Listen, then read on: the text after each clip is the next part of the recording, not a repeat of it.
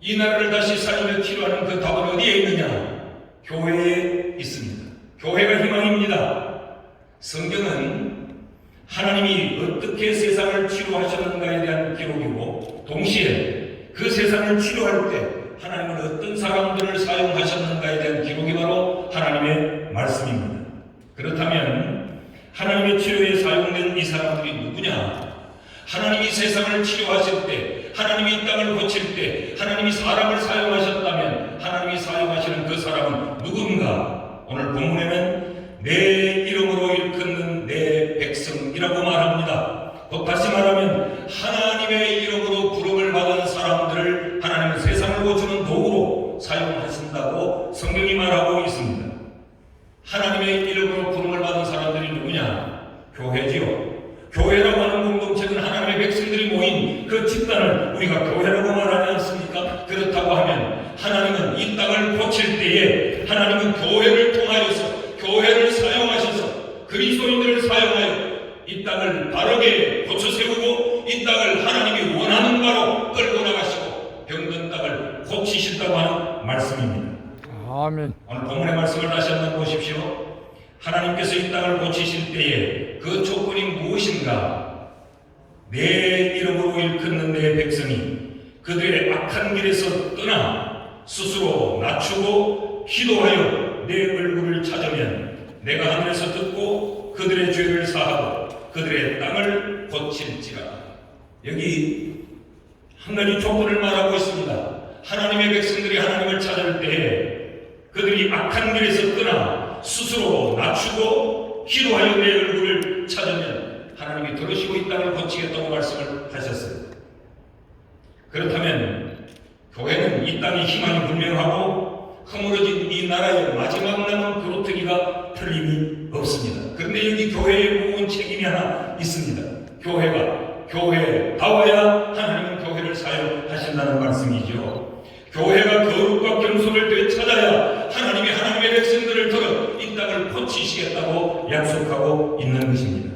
성경적 가치관으로 교회가 돌았어야 되고 세속적인 이 가치관에서 교회가 떠나야 한다는 것이지요. 교회의 지도자들이 오만과 방종을 회개해야 하나님이 교회를 이 땅을 고치는 도구로 사용한다고 말씀하고 있는 것입니다. 성도들이 이 마지막 시대의 거짓과 위선의 옷을 벗어 던질 때 하나님은 교회를 들어서 이 땅을 고치겠다고 말씀하고 있습니다. 아멘. 교회의 회복이 이 나라의 회복이요, 교회의 온전함이 이 나라의 온전함이라고 하는 사실을 우리 모두가 깨달을 수 있기를 주의 이름으로 축원합니다. 아멘. 세상도 교회를 함부로 다루지 말아야 됩니다. 세상이 교회를 힘으로 간섭하거나 신앙을 통제하는 일은 결코 없어야 합니다. 한 걸음 더 나아가서 성경의 진리를 훼손하는 양성 붕괴의 법제화 시도는 멈추어야 합니다. 이런 시도들은 교회의 영린을 건드리는 일이요, 하나님에 대한 심각한 도전이 아닐 수 없습니다. 교회가 무너지면 이 땅의 희망이 사라집니다. 교회는 이날 이 땅에 안녕과 번영을 위하여 기도하고 있고 대통령과 지도자들을 위하여 기도하고 있습니다. 이 땅의 모든 그리스도인들은 자유민주주의가 굳게 지켜지며 남북 간의 평화적 통일을 염원하는 사람들이 이 땅의 그리스도인들입니다. 그러므로 우리 모두는 교회를 교회되게, 예배를 예배되게, 교회를 지키며 교회를 보호하며 교회가 이 땅의 진정한 희망이 되도록 더불어 힘을 합쳐 함께 세워가야 할 줄 믿습니다. 아멘. 셋째는 이 땅을 치료하는 또 하나의 답은 뭐냐? 그것은 기도가 열쇠입니다. 하나님은 이 땅을 고치겠다고 말씀하시면서 기도하여 내 얼굴을 찾으라 라고 말씀을 하고 있습니다. 여기 얼굴을 찾는다라고 하는 이 말은 하나님께 요청한다라는 말이죠. 그러니까 하나님은 이 땅을 치료하실 때 하나님의 백성들이 기도하며 하나님께 요청해야 하나님이 이 땅을 고친다라고 말씀하고 있습니다. 그렇다면 이 땅을 고치는 열쇠는 뭐냐? 열쇠는 성도들의 기도입니다. 그 놀랍게도 이 기도에도 한 가지 조건을 달고 있습니다. 악에서 떠나 스스로 낮추고 기도하여 내 얼굴을 찾으면 이라고 말합니다. 하나님이 원하시는 기도는 어떤 기도냐? 회개의 기도요, 겸손의 기도입니다. 우리가 성경에서 만나는 수많은 믿음의 선진들은 그들은 기도하는 사람들이었습니다. 그들의 기도로 민족을 살려냈고, 그들의 기도로 교회를 세웠고, 그들의 기도로 병든 땅을 고쳤던 것을 성경이 우리에게 보여주고 있습니다. 나라가 위기에 처하였을 때 나와 내 집이 죄를 지었나이다라고 회개하면서 기도했고, 민족의 안녕과 구원을 위하여서는 내가 죽으면 죽으리라고 금식하며 우리의 믿음의 선진들은 기도하지 않았습니까? 오늘 우리에게 이런 기도가 필요합니다. 오늘 우리는 너무 바쁜 것들로 인해서 기도를 빼앗기고 있습니다. 우리의 기도가 강탈당하여 있습니다. 모임과 여가와 배움과 성공과 이런 것들에 우리의 기도를 빼앗기고 있습니다. 사랑하는 성도 여러분, 다시 기도의 골방을 찾을 수 있기를 바랍니다. 이 땅의 모든 교회들이 다시 하나님 앞에 무릎을 꿇고 여호와를 찾는 기도가 회복되어야 이 민족이 희망이 있는 줄 믿습니다. 이 나라를 살리는 그 길이 뭐냐? 교회가 기도하고 성도들이 여호와를 찾는 것, 그것이 바로 이 땅을 치료하는 답이라고 믿습니다. 6.25 전쟁 당시에 인천 상륙작전이 성공한 그 배경을 아십니까? 메가드의 탁월한 전술과 전략이 아니었습니다.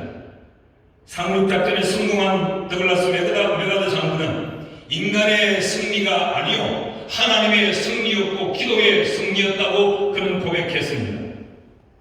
이 전쟁 당시에 부산에서 피난 중이던 250명의 목회자들이 숙식하면서 기도했어요.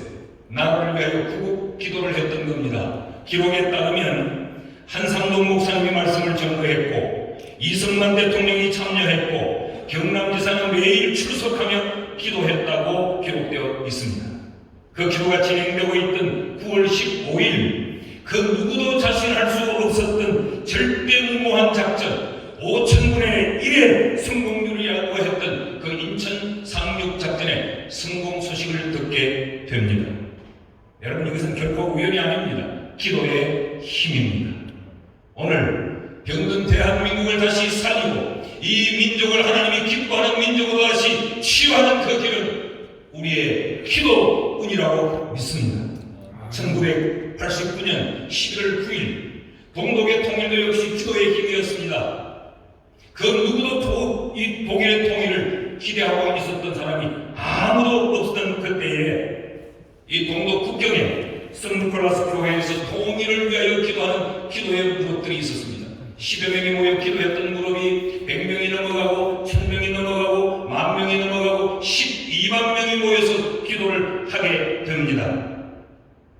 이들이 기도를 마치고 동독 비밀경찰에 그 제재도 불구하고 자유의 행진을 계속해 갑니다. 이들의 자유의 행진이 뜻밖의 베를린의 그 장벽을 무너뜨리는 기적을 가져왔습니다. 기도는 기적을 만듭니다. 기도는 민족을 살립니다. 어떤 병든 나라도 기도하면 백성이 있으면 그 나라는 다시 살아날 수 있는 줄 믿습니다. 다시 한번 오늘 말씀을 읽습니다.